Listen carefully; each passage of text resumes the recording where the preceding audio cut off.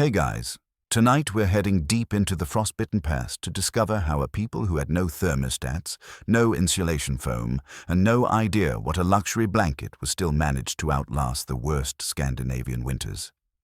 The Vikings, infamous for their sea raids and brutal warfare, were equally masters of survival, especially in a world where snow wasn't just weather, but a threat to your existence.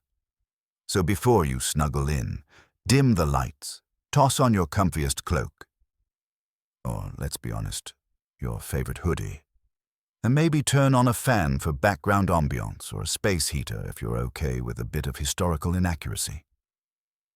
Let's step together into the long shadows of the Norse night and find out how they kept breathing when the cold wanted nothing more than to end that story.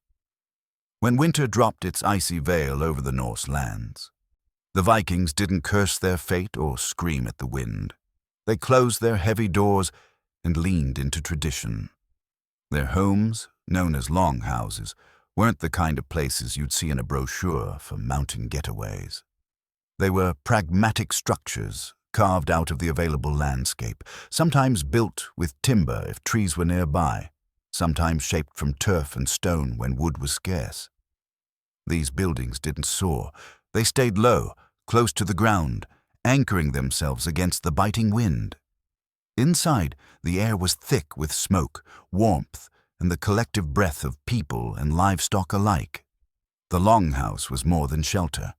It was a living machine of survival. Inside, fire pits stretched through the center like ancient arteries of heat, pulsing warmth throughout the structure.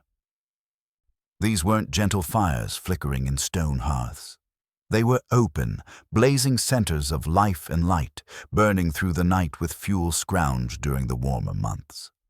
Smoke didn't rise and vanish gracefully into a chimney. Chimneys were still the stuff of architectural dreams elsewhere. Instead, smoke hovered near the roof, seeping out through cracks or holes when the weather allowed.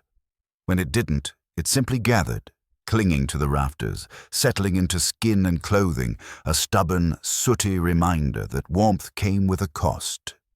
The people themselves were part of the solution. The longhouse's warmth was cumulative. The bodies of parents, children, elders, and often livestock generated heat, slowly turning the cold shell into a furnace of breath and life. It wasn't glamorous. It wasn't private. It worked.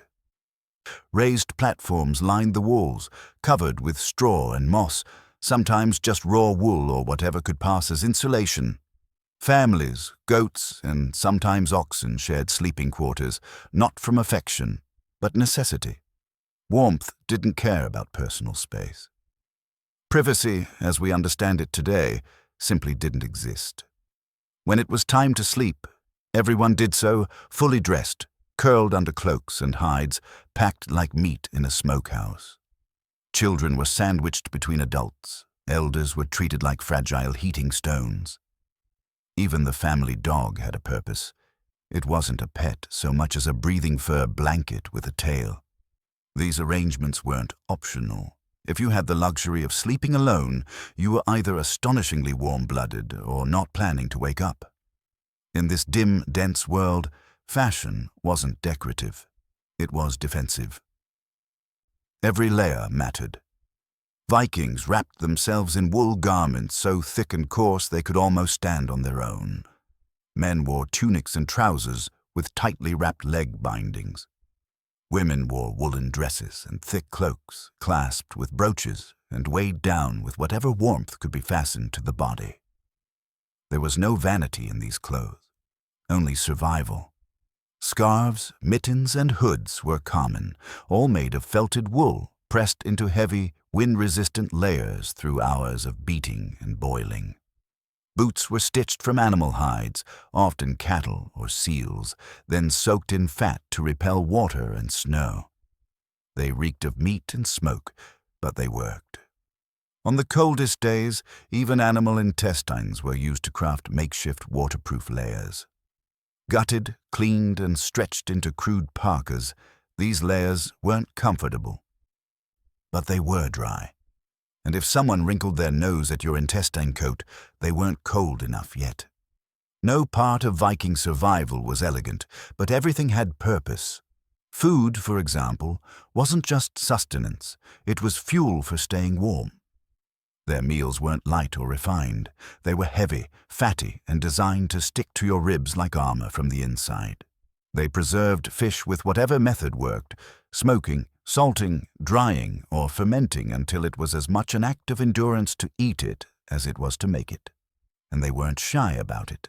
You either ate what kept you alive, or you didn't eat at all. They drank ale and mead not for pleasure, but because the alcohol offered calories and mild antiseptic properties. Mead especially served a dual purpose, warming the body and dulling the sharp edge of the dark. It turned the endless nights into something you could laugh through, sing through, survive with company. Because if there was one thing more effective than fire in surviving a Viking winter, it was other people. They endured together, in every sense of the word.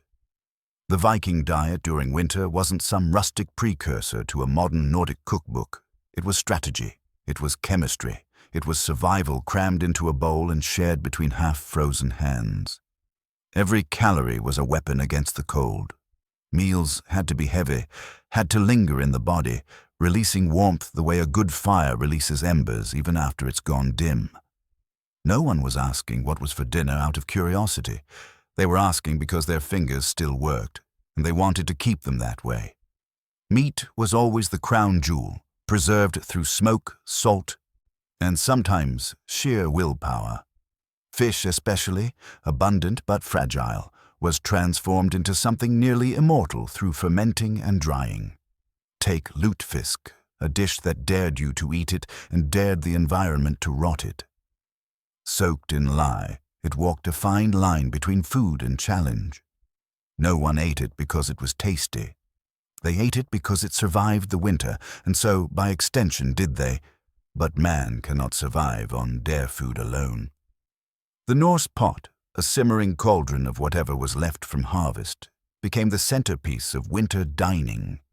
Root vegetables with the resilience of granite, scraps of meat from animals that hadn't been needed for warmth, handfuls of oats and sour milk that had turned more sour than milk, all of it went in.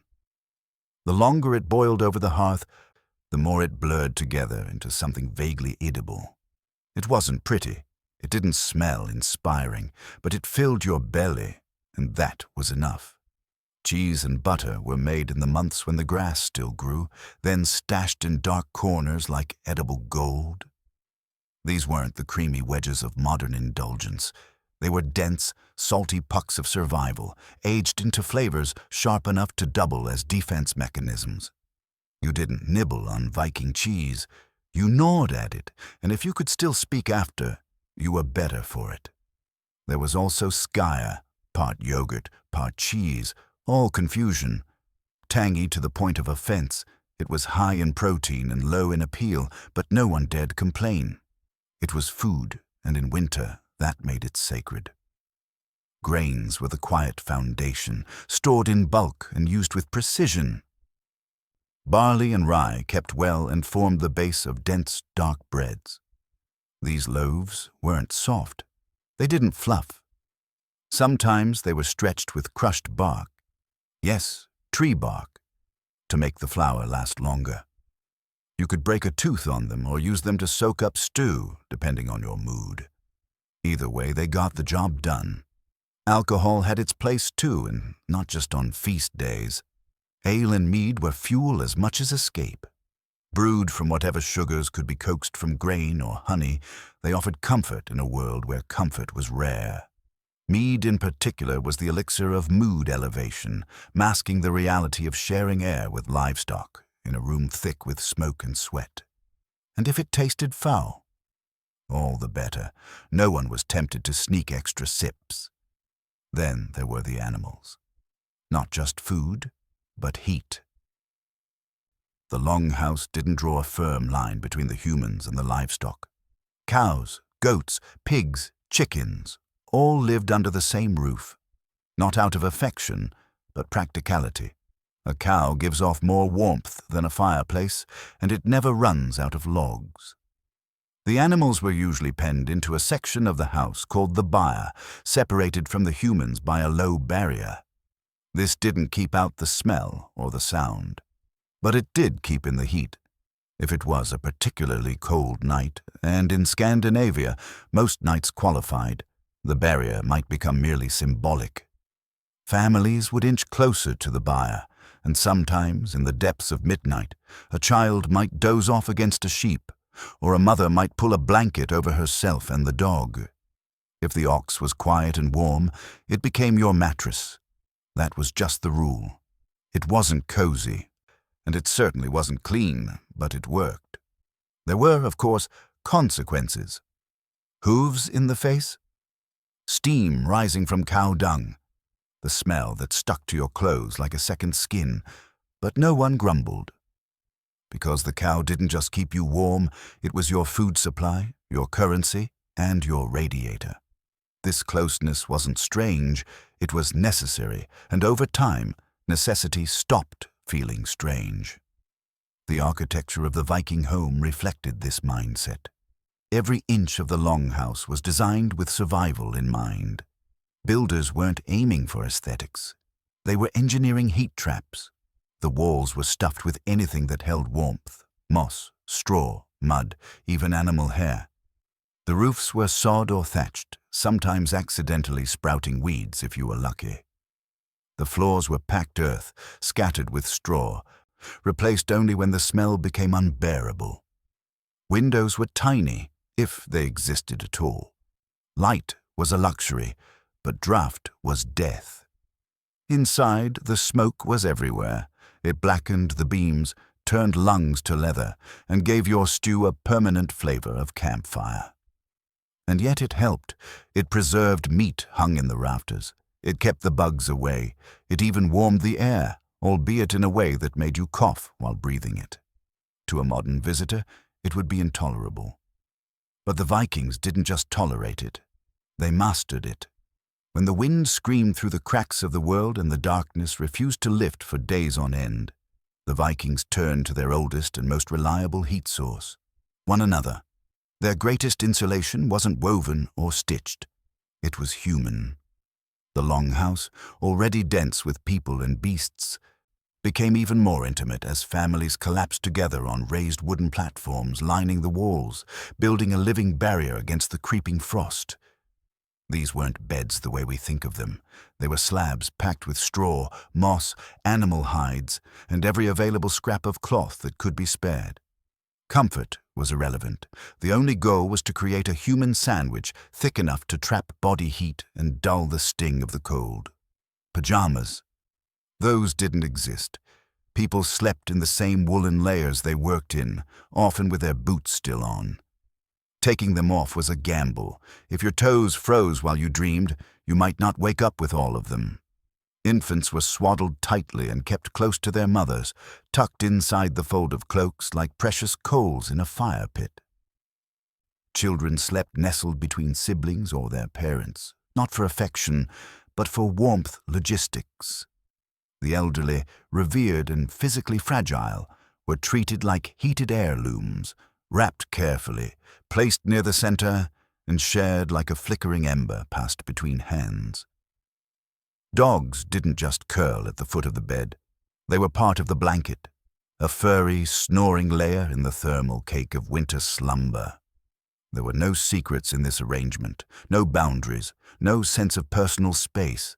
If someone shifted in their sleep and their foot landed on your leg, you said nothing. If someone rolled over and stole the hide, you muttered an oath and tugged it back without ceremony. Warmth made its own etiquette. Survival doesn't care about modesty. And if you were lucky enough to have them, you might place heated stones or bricks beneath the bed before turning in. Crude, weighty hot water bottles that scorched if mishandled, but delivered a welcome pulse of heat to the bones. But those were luxuries. For most, it was bodies, breath, and layers of wool that did the job.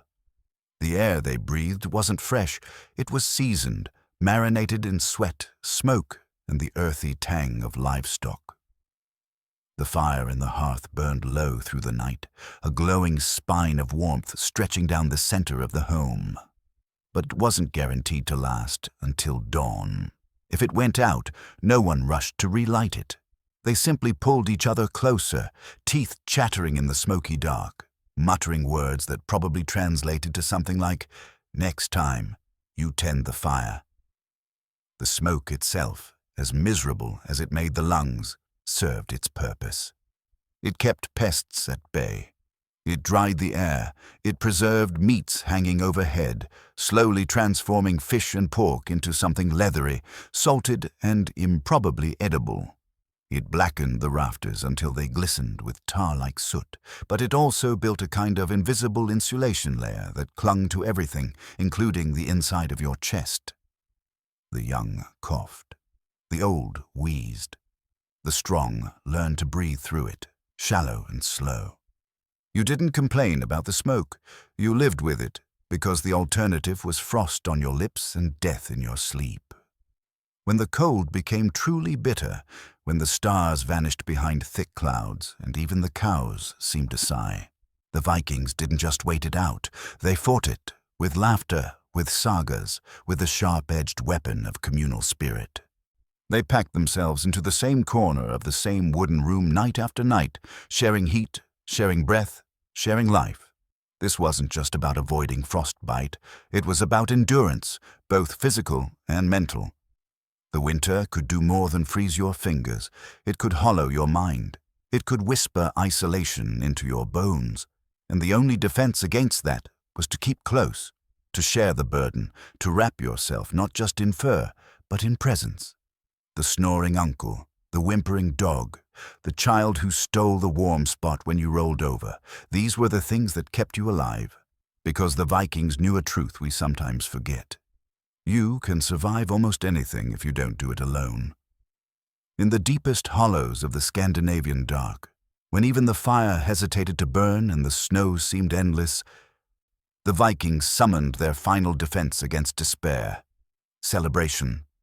Not warmth, not food, not even shelter could match the sheer force of joy as a tool of survival. When your world is shrouded in blackness and silence, laughter becomes a light. Feasting becomes resistance, and gathering together, not for necessity but for festivity, becomes a declaration: we are still here. The midwinter festival they called Yule wasn't merely a party, it was ritual. It was a psychological shield. Timed with the winter solstice, when the sun dipped to its lowest arc in the sky and the days became short enough to feel like afterthoughts, Yule erupted into light, music, fire, and noise. It was the Vikings' answer to the void, a fiery, mead-soaked reminder that darkness, no matter how complete, was temporary. The centerpiece was fire. Bonfires were built not to warm the toes but to ignite the soul. Huge logs, sometimes whole trees, were chosen as Yule logs, meant to burn for days. Their flames reached into the sky as if demanding the sun return. These were not decorative hearth embellishments. They were declarations of defiance, against death, against cold, against forgetting what it meant to feel alive. They ate. They didn't nibble or ration or delicately sample. They devoured. Food stored carefully through the autumn, preserved meats, hardened cheeses, roots, was brought out in quantities that bordered on reckless.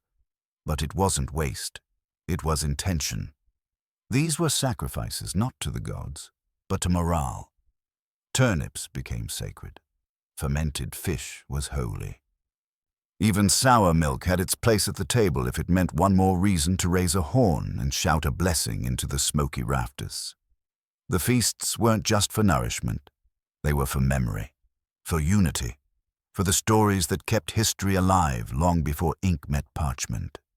Elders told tales of heroes and monsters. Children listened, wide-eyed and half asleep, curled under hides and cloaks. Warriors recounted battles they may or may not have fought. Farmers invented reasons to toast, and in between the stories, they sang. Viking song wasn't gentle. It wasn't harmonic or pretty. It was raw, often shouted, sometimes chanted in rough voices that sounded like they'd been scraped against stone. But it filled the air. It drowned out the wind. And when the verses turned to mockery, of neighbors, gods, of the cold itself, it lifted spirits like nothing else could.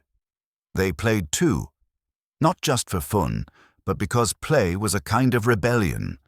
Board games crafted from carved bone, strategy matches that ended in swearing, wrestling bouts that sent livestock scattering, riddles passed from mouth to mouth like secret spells, even in the cramped, smoky quarters of a longhouse packed with sweating, laughing bodies. They found space to compete. Because competition was movement, movement was heat, and heat was life. Yule also carried its share of superstition. This wasn't just a time for humans to gather. Spirits stirred in the winter dark. Trolls, ghosts, restless ancestors. To ignore them was to risk misfortune. So offerings were made, prayers whispered, tokens left outside, tucked into crevices or burned in fire. The boundary between the living and the unseen thinned during these longest nights, and the Vikings were careful not to offend what they couldn't understand. In these rituals, in this joyful refusal to succumb, the Norse spirit revealed itself. There was no illusion that winter could be avoided. It was endured, but not passively, not silently. Yule was noise and heat and excess, precisely because the world outside offered none of it. In that shared defiance, something beautiful took root. A people battered by weather and war found power not only in swords and sails, but in celebration. The warmth they created wasn't just thermal. It was emotional, spiritual, and deeply human. They built it from fire and food, from games and grog, from the unyielding truth that cold might take your fingers, but it couldn't take your voice. And so they sang, and drank, and danced. Because sometimes surviving meant turning winter into a festival, and no one did it quite like the Vikings. Among the many tools in the Viking survival kit, one humble miracle stood above most others, not a weapon or a charm, but a fiber, wool. In the frozen breath of the northern wind, it was wool, more than gold or silver, that decided who endured and who perished. It was the insulation of the north, the soft armor against winter's siege. Fire kept you from freezing. Wool made you mobile. It wrapped around your bones like a second, more dependable skin. Wool worked where other fabrics failed. Unlike cotton, which turns traitorous when wet, clinging and chilling like a damp insult, wool held its warmth even in snow and sweat. It breathed when it needed to, and sealed in heat when breath became visible. A Viking in wool wasn't just dressed, he was armored against the elements. Every thread spun was a thread of resistance. This wasn't mass-produced comfort. Wool was earned. It came from sheep raised not for their charm, but for the thick, oily fibers they wore on their backs.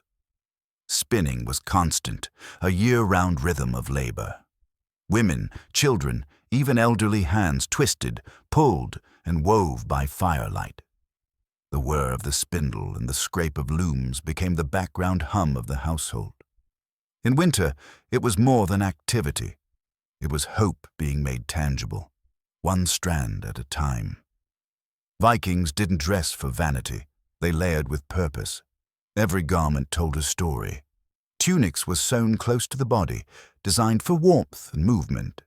Trousers were fitted, not to flatter, but to stop the wind from slicing in. Cloaks were cut generously, worn over everything, clasped with brooches that held more than just wool. They held lineage, pride, sometimes luck. Leg wraps, wound tightly from knee to ankle, served the dual purpose of warmth and protection, a kind of ancient compression wear. Socks, gloves, hats, all were made from wool, and if not, from fur or hide lined with it. Viking fashion was not accidental. It was survival strategy in textile form.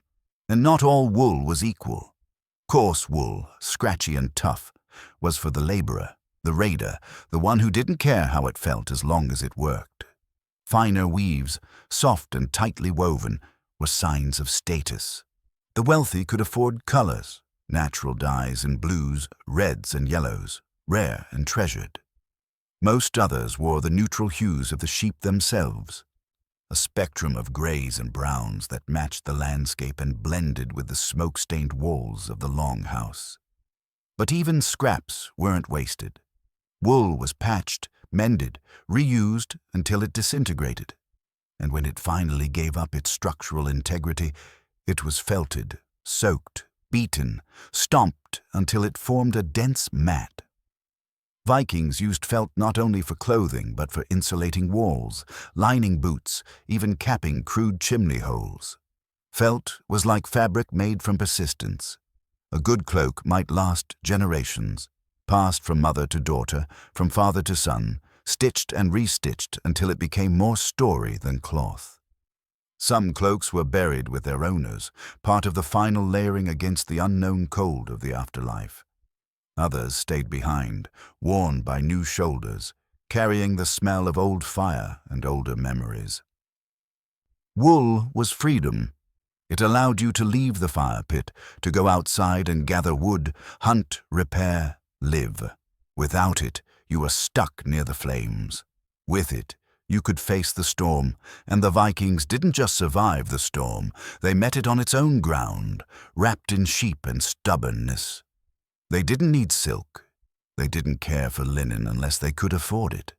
They trusted the wool. And in trusting it, they wrapped themselves not only in warmth, but in centuries of tradition, resilience, and practical genius. A people that wore their winters like a second skin, woven thread by thread into the fabric of survival. There's a strange kind of bravery in choosing to suffer on purpose. For the Vikings, it wasn't enough to endure the cold. Sometimes they invited it in, deliberately, defiantly. When the frost outside gnawed at the walls and the sky became a ceiling of ice, some Norse folk chose not to hide but to challenge the cold, as if to remind it who really held power. This wasn't madness, it was ritual. And at the heart of this ritual was heat, and after heat, shock. The sweat lodges of the north, known as bathhouses or badstofa, weren't luxurious escapes. They were hot, smoky, and small, earth-covered pits or turf huts built low to trap warmth.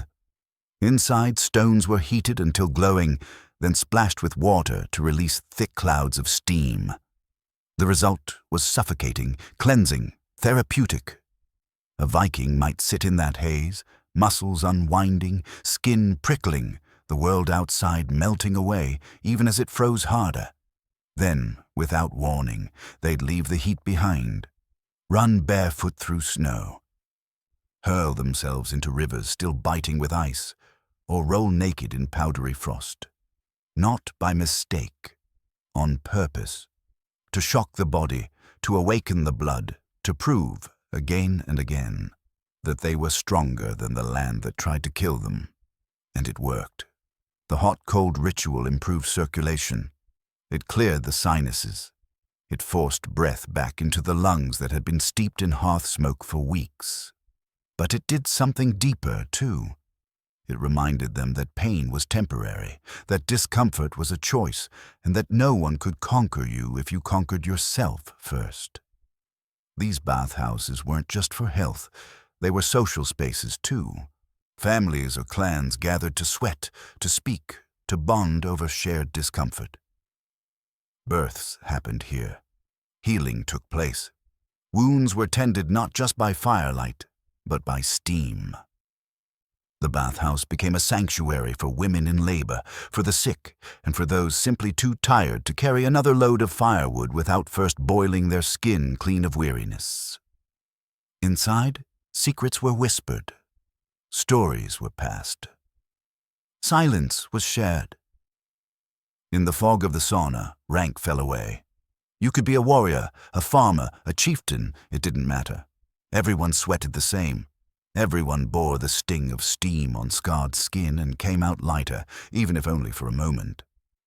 The fire used for the stones often burned with turf, releasing a smell sharp and earthy, reminding everyone that warmth had a price. There was no soap, just water and maybe a scrape of bark or cloth. Hair was washed with lye, teeth cleaned with twigs. And yet, by medieval standards, the Vikings were remarkably clean. They washed regularly, at least once a week, on what would later influence the word Saturday. Their neighbors, especially in the British Isles, noted this habit with a mixture of admiration and suspicion. Cleanliness, after all, was a rarity, but to the Norse it was routine.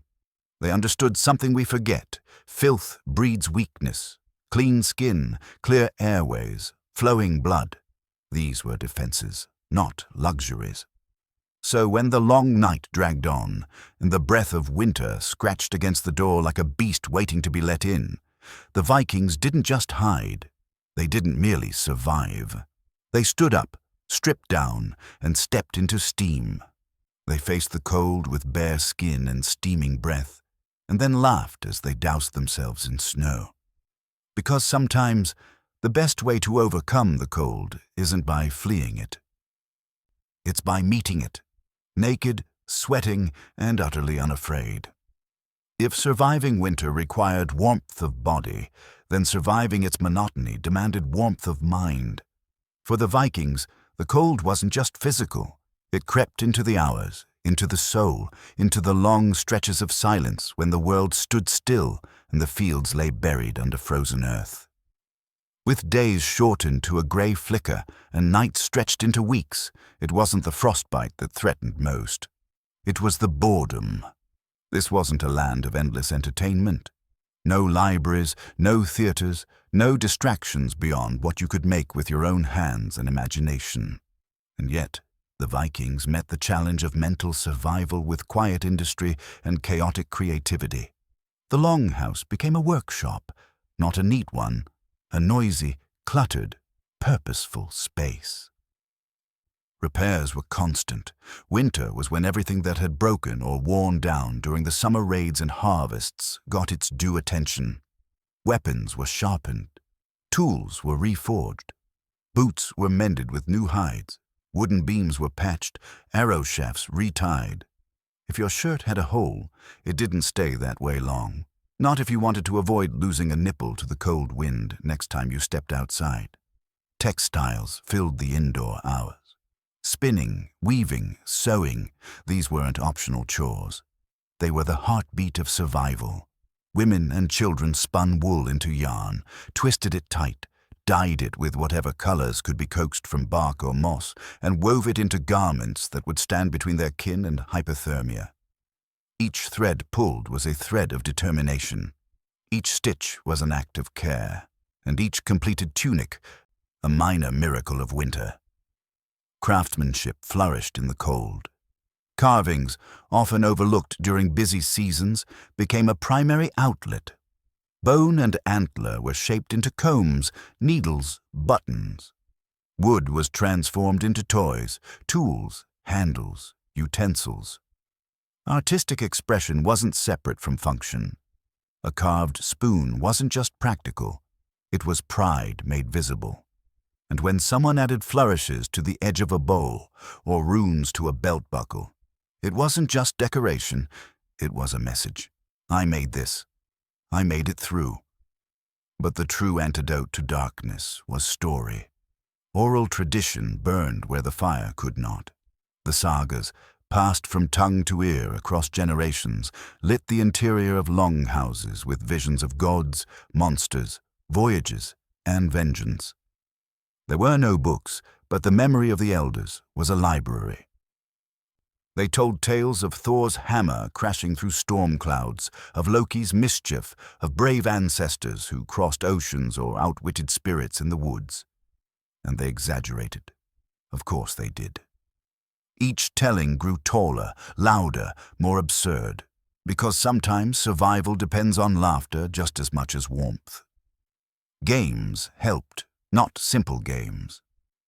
The Vikings didn't pass time idly. They played board games that mirrored war, like Nefertafel, a proto-chess with betrayal and blood baked into its bones. Dice games mixed luck with strategy and gambling. Riddles passed between mouths like cold air between cracks in the walls. And if all else failed, there were contests. Wrestling, strength tests, feats of balance that sent participants sprawling into beds, walls, or confused goats. And of course, there was mead.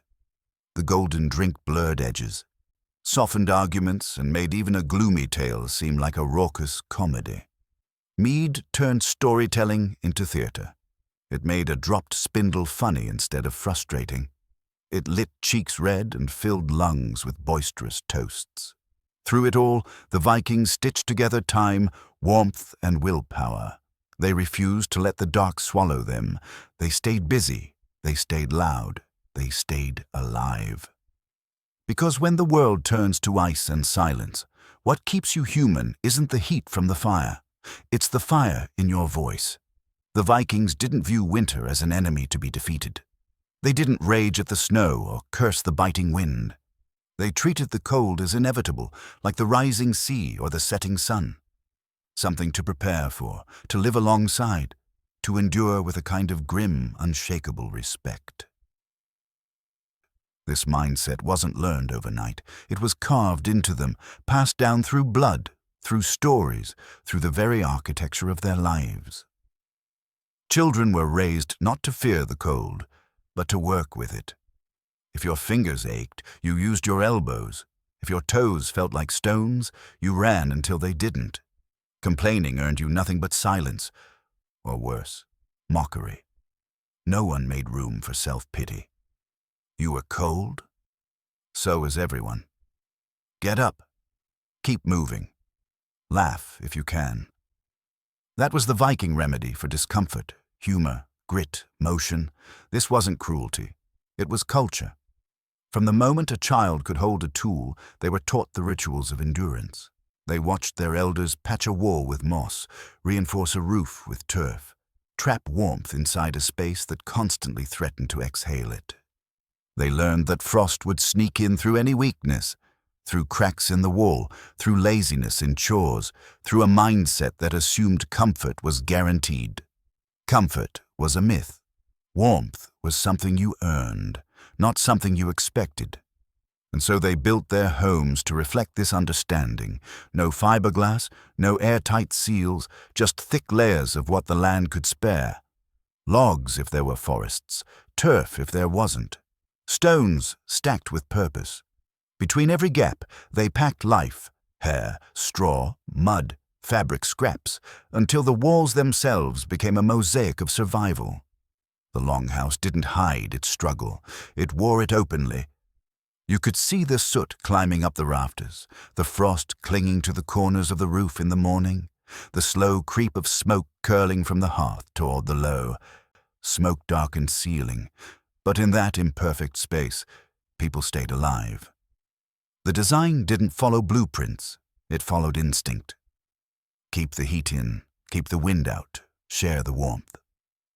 Layer everything, walls, beds, bodies. Even the roof, heavy with sod, did more than block rain. It insulated, it grew weeds that trapped snow, it blended into the landscape like camouflage. A Viking house didn't try to look different from the land. It tried to become part of it, because the land would always win. But if you could disappear into it, if you could borrow its secrets, you might last until spring. And it wasn't just the cold they fought, it was what the cold did to the spirit.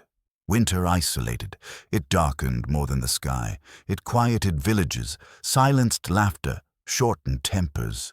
The Vikings knew this too. And they fought it with everything they had. Song, stories, games, feasts, ritual. They didn't wait for joy to arrive. They made it, hammered it out like an iron tool, poured it like mead into shared mugs, carved it into wood and bone and memory. They didn't expect winter to be kind. They expected it to be long, hard, brutal. And that expectation gave them power. Misery wasn't a surprise, it was the baseline. Anything above that, an extra cup of ale, a well-patched cloak, a joke that made your brother spit stew, was a victory. They weren't hardened by cruelty. They were sharpened by necessity. Each night survived was a small triumph. Each morning, with fire still smoldering, a reason to keep going. And through it all, they endured not as individuals, but as a collective, sharing heat, sharing hardship, sharing the unspoken vow that no one would face the frost alone. Because in the Viking world, winter wasn't a season, it was a test. The Viking longhouse, for all its smoke and noise and mess, was more than shelter. It was a crucible of survival, a living system engineered by instinct, honed by necessity, and constantly revised through the rhythm of each season. When the nights grew longest and the fire couldn't quite reach every corner, it was sleep that kept them alive. Not comfort, not dreams, just the act of lying still, surrounded by warmth, trying not to die. They didn't sleep the way we do. There were no bedrooms, no doors to close, no walls to separate one person's breath from another's. The longhouse was a single, undivided space, and within it, the bed was communal. Not in the romantic sense, there was nothing soft about it, but in the literal one. Whole families shared platforms built from wood, sometimes raised a few inches off the dirt floor, covered in whatever the land had surrendered. Straw, hay, moss, animal skins. Layered on top were cloaks, woolen blankets, furs from bears or reindeer if they were lucky. If you had a bear skin, you were either wealthy or had recently won a very risky bet with nature. These sleeping platforms weren't designed for luxury. They were designed to trap body heat and press people together into one heaving, breathing organism, and everyone slept fully clothed. The idea of changing into separate garments for bed would have seemed absurd. Why risk exposing flesh to frigid air just to follow a ritual? Layers stayed on. Sometimes even boots stayed on, not because they forgot, but because they chose to. Because boots could be the difference between toes and no toes come morning. Children were placed strategically, usually between adults. Infants were bundled and tucked against their mothers, close enough to feel every heartbeat. Elderly relatives, fragile but warm, were surrounded like campfires, central figures in the architecture of heat. Modesty gave way to strategy. Intimacy was logistical. And if someone's hand wandered in the night, no one blinked. You weren't groping, you were surviving. Fur cloaks acted as blankets. Straw added insulation, and if you didn't have enough layers, you simply moved closer to whoever did. No one questioned it. Cold didn't care about propriety. It rewarded proximity, and so the Viking family became a thermal puzzle, limbs overlapping, backs pressing, noses buried into wool and hair, feet tangled like roots beneath the hides. Occasionally, stones or bricks were heated in the fire and tucked into the bedding. Crude, heavy, and dangerous if mishandled, they worked, holding heat like prehistoric radiators. If one slipped under the furs and scorched a thigh, that was a small price for another hour of warmth. And if the fire went out before dawn, no one got up to relight it.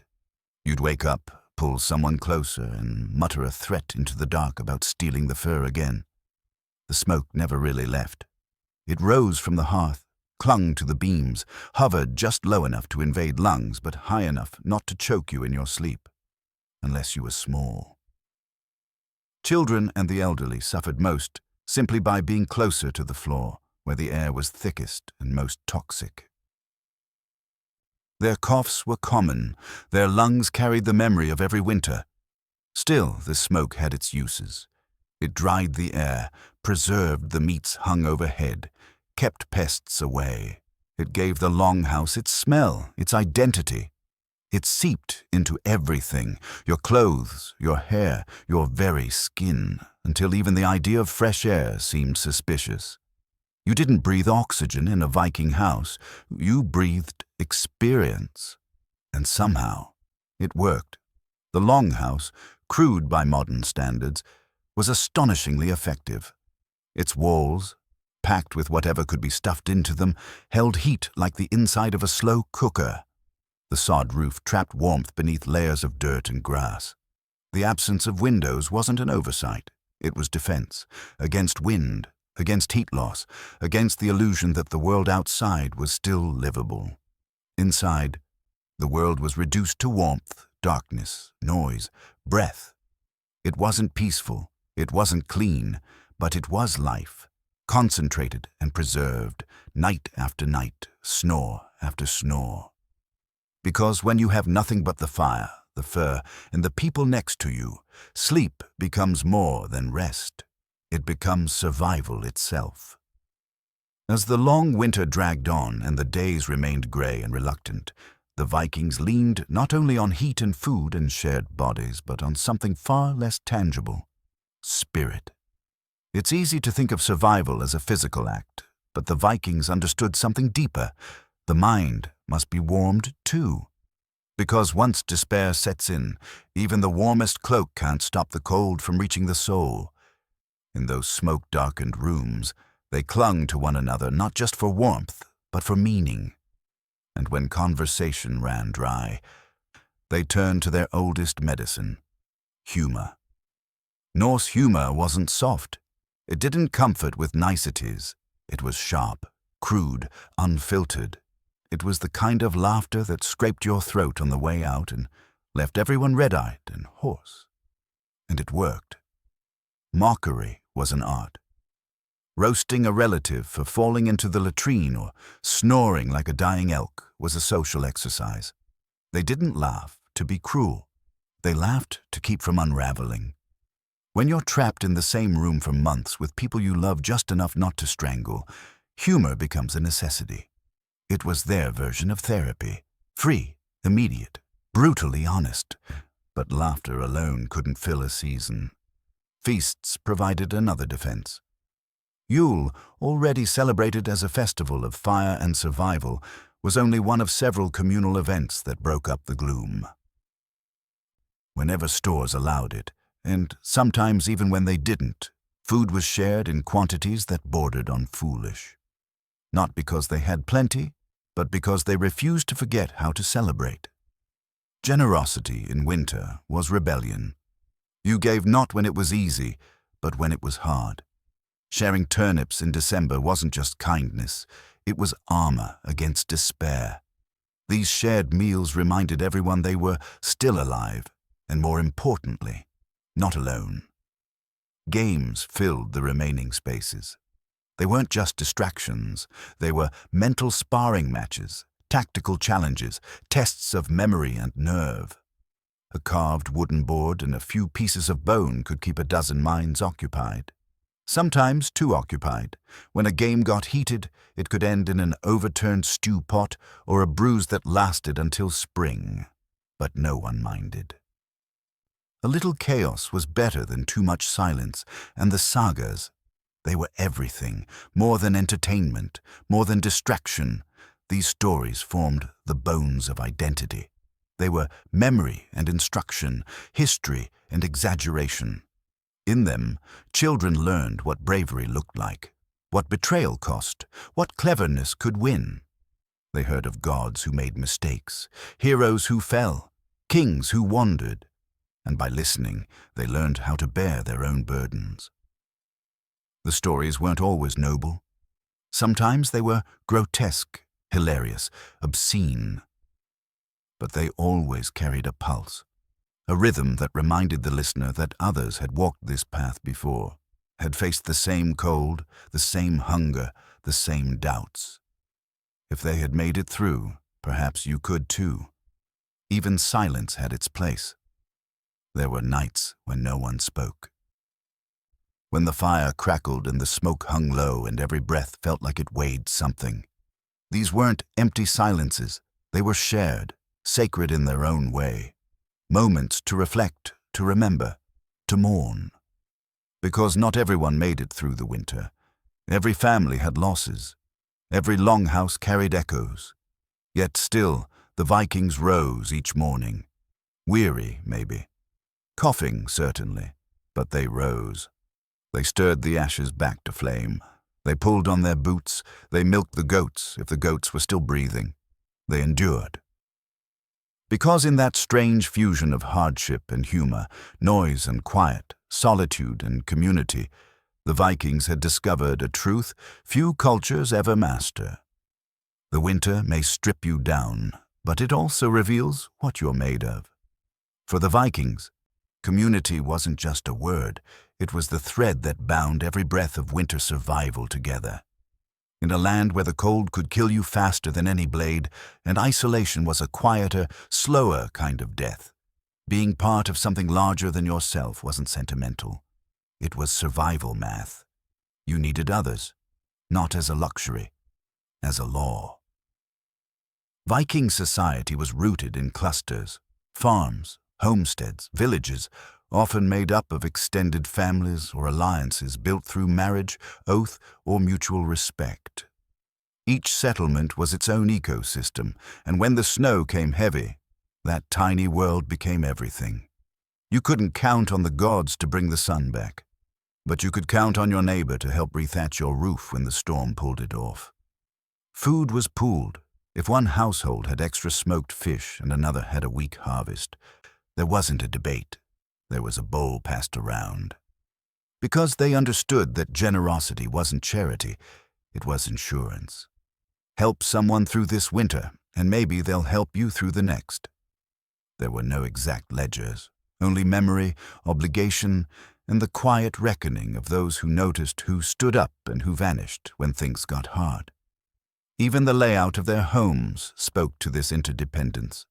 Longhouses were designed not just for nuclear families, but for networks of siblings, elders, cousins, and livestock, all bundled together in one long, low, breathing structure. The closeness wasn't always comfortable, but comfort was never the point. Survival was.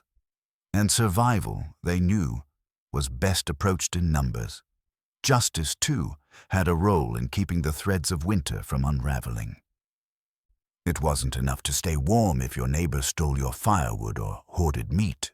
Local leaders, chieftains, priests, or legal figures called godi were responsible not just for resolving disputes, but for maintaining the fragile balance that kept a community from tearing itself apart. Reputation mattered. Leadership was earned not only through strength, but through fairness, wisdom, and the ability to calm the storm within the walls, while the one outside raged. These leaders were expected to give generously during winter feasts, to arbitrate fairly when tensions frayed, and to keep their people intact. A good leader knew how to settle a quarrel before it turned into a knife in the dark. Or worse, a refusal to share resources when someone fell ill or their child went hungry.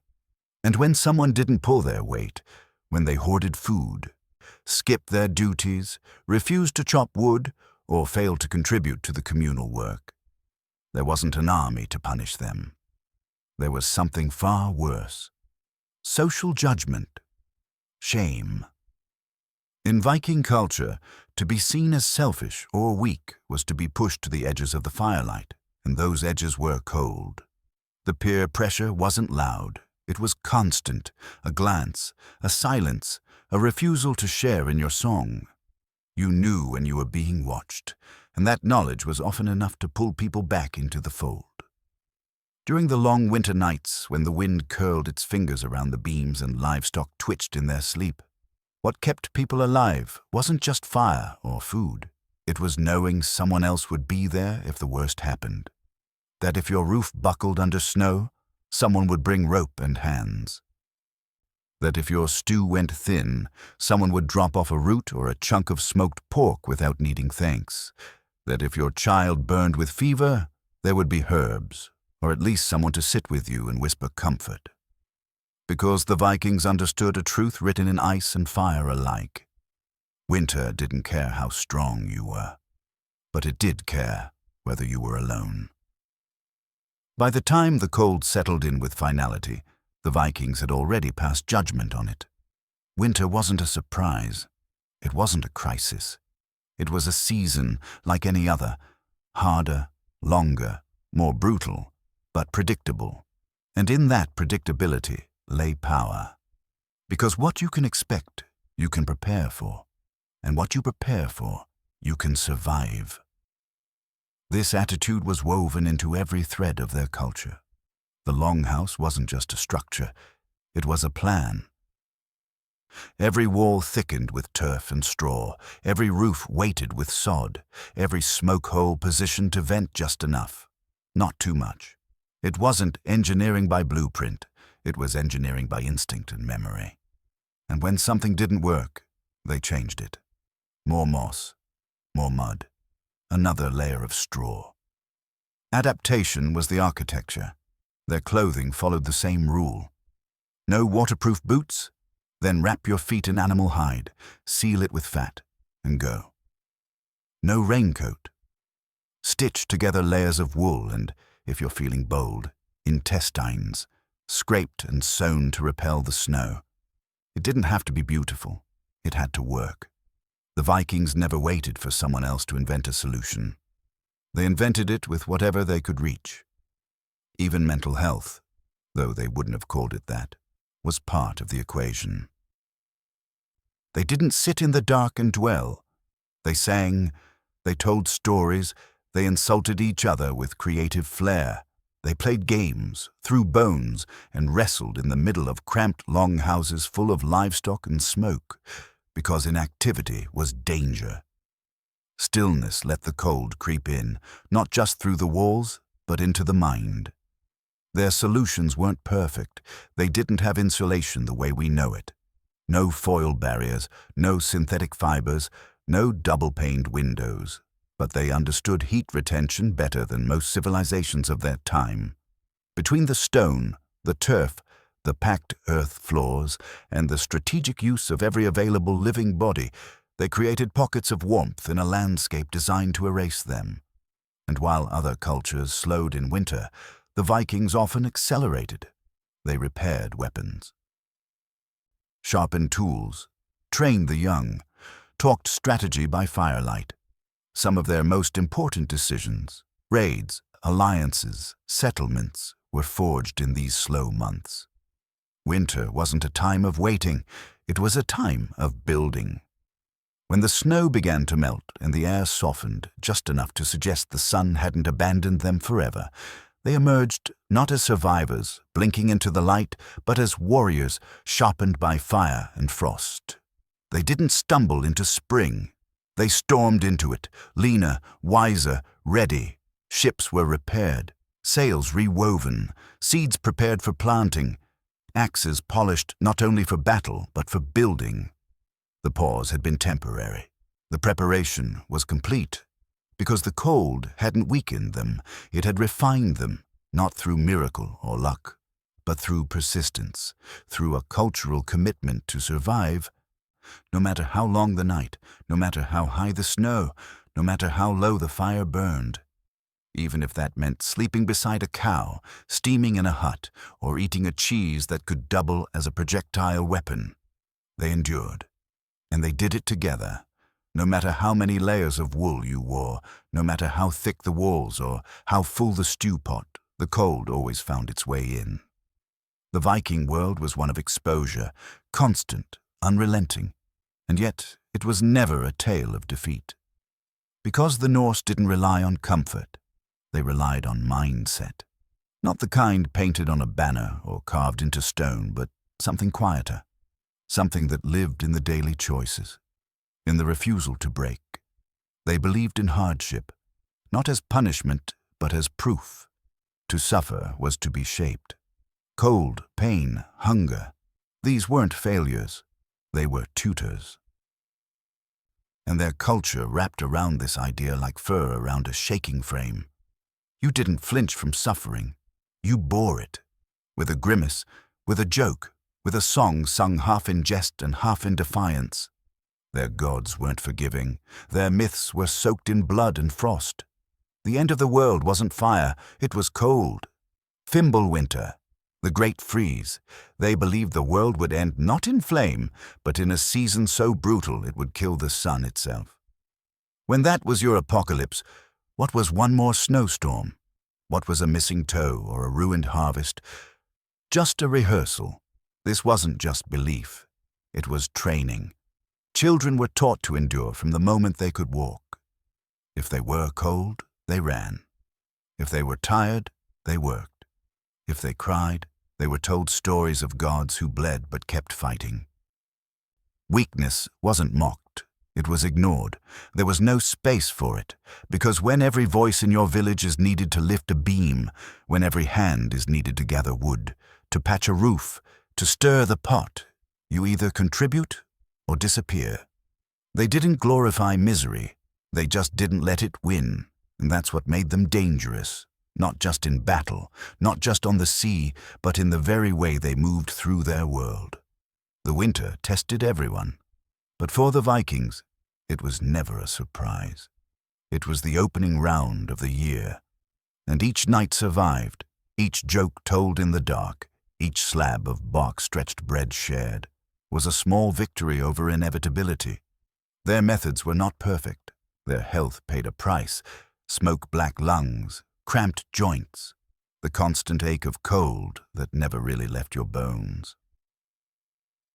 But even these were worn like medals. Scars earned, hardship endured, and they endured by leaning inward, into each other, into their homes, into their stories and songs, into the knowledge that no matter how much snow fell, no matter how long the night dragged on, someone had your back, or your feet, or at the very least, your share of the blanket. Because the Vikings understood something that modern life often forgets. No one survives winter alone.